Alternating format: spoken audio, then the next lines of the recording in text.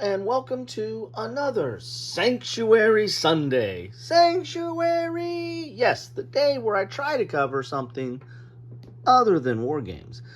And this is something else. This is probably inappropriate for Sanctuary Sunday, but it is definitely not a war game. This is Archer, the Danger Zone board game. Now, what is Archer? Archer is a Adult Swim type cartoon. I mean, it's on FX channel, so it's not on Adult Swim, but it is very adult and has adult themes throughout it. But Archer is a spy and works for a spy agency.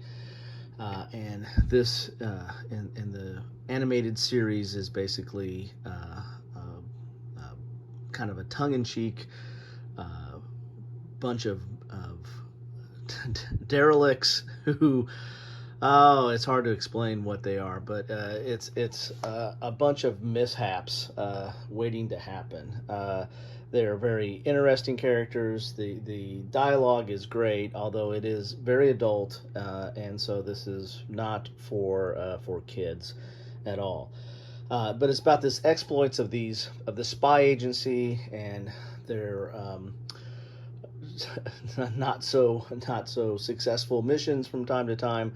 But really what the series is about, it's about their interaction amongst themselves, and they're always kind of at each other for various reasons, and so that's what this game really is about. This is really more about the interaction of the key characters and how they're always trying to one up each other or put one another down, and that's what this game is about. So this is a high stakes game of espionage, international intrigue, and screwing over your coworkers. It's from Cryptozoic, which is known for picking up IPs and adding, putting a game to it. The game itself is not a bad game. It's not an overly complex game. It is kind of a light game. There's not a lot of international intrigue going on, other than the theme of the show is portrayed in this game. And why did I pick this up, and why am I unboxing it? Because this is clearly not in the shrink, and it is a little bit worn on the sides. Yes, this is a used copy, but not that bad. And I picked this up kind of out of a bargain bin. Got this on a clearance sale at a bookstore, and I like the series, and I wanted to. There's not a lot of games on this series, and I thought this would be worth the try, given that it was so cheap in the bargain bin. So this is part of Kilroy's Bargains. This is part of my spy list, but this is really kind of a little bit of a, I don't know, say a party game, but it's a little bit of a lightweight game, but it needs to have the right audience and an adult audience. So with all that, let's get inside here. Yeah, it says ages 15 plus. Normally I don't really look at those ages for board games, because that's more of a indication of its complexity. This one is more of an indication of its content and material, and some of this is maybe more than 15 plus, depending on when you've had the talk with your kids. Here is the rule book here, and if you haven't played, if you haven't watched the show, or if you don't like the show, then this game is probably not for you, because this game really is a nod to the show and the different interactions among the characters. As I said, the game itself is fine, but what makes it interesting is the interaction of the characters from the show. And so if you don't have that connection, then the game itself is okay, but it's not a Spiel des Jahres or something like that. So here's the rule book. As you can see, it's full color because this is the graphics from the show. It's an animated show. You've got, doesn't have a thing. Here's a player aid, but it doesn't have a page number on here, but it looks like we have, so like 10 pages with credits, so 9 pages of rules with a player aid on the back here. Let's go here, take a look at what you get. A lot of graphics taken up in here, but here's your contents, and we'll take a look at those. Object of the game. The object of the game is to gain the upper hand over your opponents by insulting them, doing well on missions, quite the ego boost, and encountering secondary characters from the show. The first player to score 20 upper hand wins the game. And it plays up to 8 players, so you got 2 to 4, you have 3 locations. And if you have 7 to 8 players, you get 5 locations. As I said, with 8 player, anytime you have over 4 or 5 players, then that's kind of starts going into the party zone, the danger zone. You're kind of getting into a party weight game there, and that's what this really kind of feels like. You're going to have locations, and you're going to be moving to these different locations, and these locations have special events or abilities, and you're going to be using that, and then playing cards. Each of the characters has a unique card deck that you're going to be playing cards out of to, again, get these upper hand points. Upper hand is really basically the victory points in this game. So there's the contents there. Here's an event card. And so there'll be some events that take place, and then you're going to have your upper hand tracking tone. It's this tracking tokens, which keeps track of your victory points. The sequence is movement phase, mission phase, cleanup phase. Here's your initiative token. Here is those cards that you're going to be playing. There's going to be certain challenges, and you're going to need to roll dice to meet those challenges, and the number of dice you roll depends upon your skill set, and each of the characters have a different set of skills. As I said, this is kind of an adult game. I mean, you've got your skills are booze, guns, sex, and smarts. Okay, and as we see here, Archer, Sterling Archer, not the highest on the smarts, but is good with his booze. So, again, if you don't know this show, and you're not into some of the more adult themes, then I mean, this again is probably something you might want to stay away from, with stuff like booze and sex and guns and oh my, right?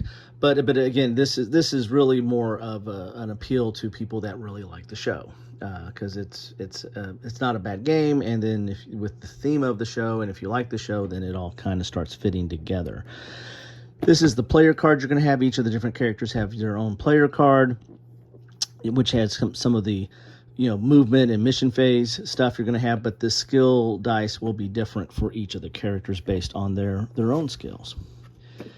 You have cleanup phase, characters deck, and then everybody's going to have their own character deck for each of the characters that you can play in the game. I think there's 8.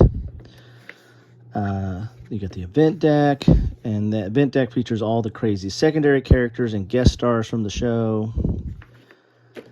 Specific card clarifications, and that's it. So not a very complicated game. Here is your upper hand track. So this is basically your victory point track. You're trying to get to 20. You start at 5 because you can lose upper hand, and then you're trying to get to first one to 20 wins the game there. And that's single-sided, and it's a thick board because it's going to sit. That is basically going to be on the table, and the rest of it is kind of a card game. There's your initiative token, which person that gets that goes first in the round. You've got mission leader. That comes important on mission phase, and there's your number of challenges depending on the player count. You get some dice in here. We get these are the individual player cards here. So as you can see, there's different dice depending on the different characters has different skills, and so has different dice for challenges. So you got Dr. Krieger, Cheryl Tunt, Mallory Archer, Cyril Figgis, Ray Gillette, Sterling Archer, Lana Kane, and Pam Poovey. There are your characters. Then you get the locations, and these are on thick boards as well. So this is, I guess this is kind of the board of the game. This is your victory point track, and this is the board. So these are the different locations: control room, bullpen, Mallory's office, applied research lab, break room, and the reception. So there are the different locations. And then you're going to have tokens for each of the characters. Each of the characters has their own token set. The red one is to keep track of upper hand points, and then each of the different colors is depending on what location you want to go to. So, if you want to send Pam to the reception area, you'll put that counter out, and then she'll go to the reception area. So each of the characters have their own set of counters, or tokens, I should say. That comes in the game there. Then you have the event deck, which are kind of random events and stuff that comes up that all kind of themed from the show. What kind of the art, of course, from the show, but also some of the events from the show. So, but I got to be careful how much I go through some of these, because this is definitely not for the younger ones in your house. Then you have each of the different challenges that come up from time to time. And they're going to have it like this is a challenge smarts, and then you have to have a number you have to roll, and then the difficulty rating is 10. And there's different challenges, booze and personal and all kinds of the different challenges. I got to be careful how much I show with this, because there is stuff that might not want to show in there. Again, it's very much takes the James Bond world and plays with it. A lot of satire going on there and spoofing. So this is Mallory. Each of the characters is going to have their own deck. Here's Mallory. We'll have her special cards and what she can do, like the boss, and tells you what it does here. Leave me alone. You suck. That's a common one around here. And sometimes there's quotes from the series in here that idiot, stupid idiot. There's quotes from the show here that are from the series or from the show that kind of play into the game as well. But you're going to have character decks for individual decks for each one. There's Cyril. We'll show a little bit of that Cyril there. Anyway, Cyril was kind of the finance guy and became a spy. You got Cheryl here. And again, Krieger, who's kind of the mad scientist of the lot. Very, very creepy Krieger is. Pam is a very unique character. Each one of these characters is very unique. You got to watch the show if you want to get into this, really. Nope. Anyway. And then, of course, Sterling Archer, which is the same voice of Bob's Burgers and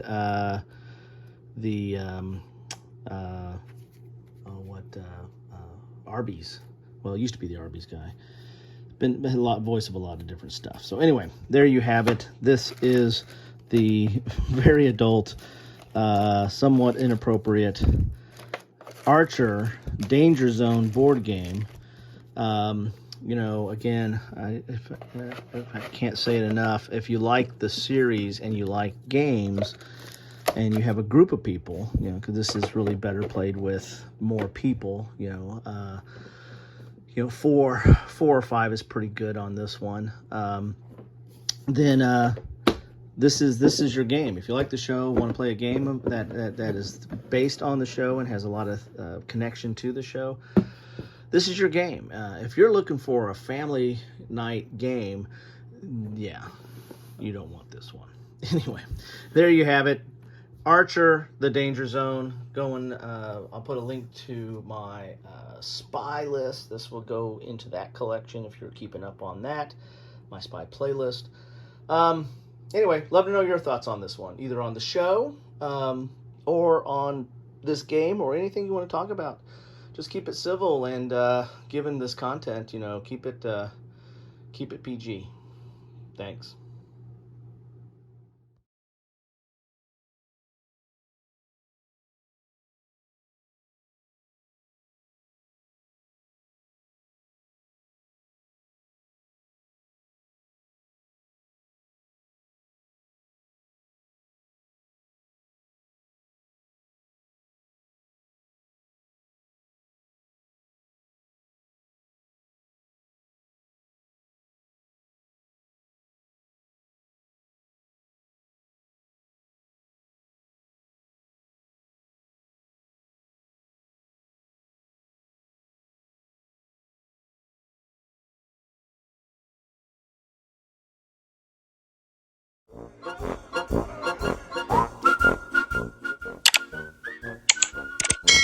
Thanks for watching.